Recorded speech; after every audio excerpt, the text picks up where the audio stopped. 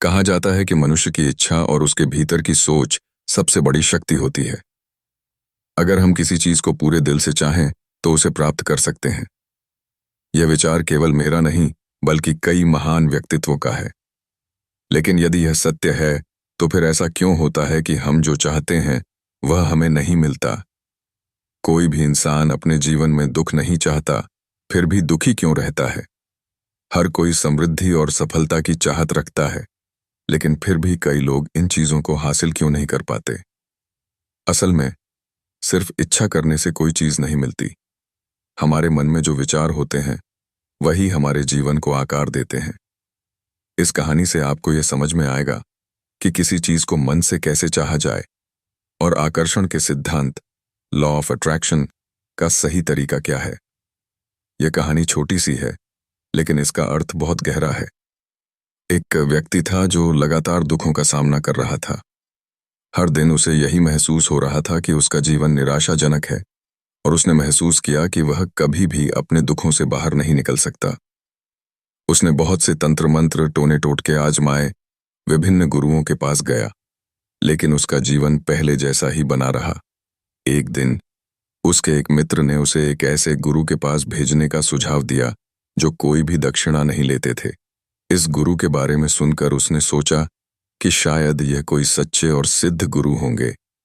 गुरु के पास पहुंचने पर उसने अपनी परेशानियों के बारे में बताया और कहा, गुरुदेव, मैंने हर कोशिश की है, लेकिन मेरे जीवन में कोई बदलाव नहीं आया।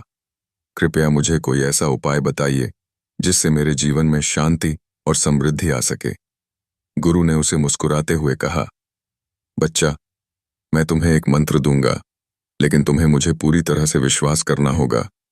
जब तुम घर जाओ तो रास्ते में अपने मन में यह बार बार दोहराओ, मैं सुखी हूं, मैं खुश हूं। बस एक शर्त है, तुम्हारे मन में बंदर का ख्याल भी ना आए। व्यक्ति ने सोचा कि यह तो सरल है। वह मन ही मन यह मंत्र दोहराते हुए घर वापस लौटने लगा। लेकिन जैसे ही उसने मंत्र दोहराना शुरू किया, उसके दिमाग में अचानक बंदर का ख्याल आ गया। उसने उसे तुरंत हटाने की कोशिश की, लेकिन जितना ज्यादा उसने उसे दूर करने की कोशिश की, उतना ही वह ख्याल और ज्यादा पकड़ने लगा।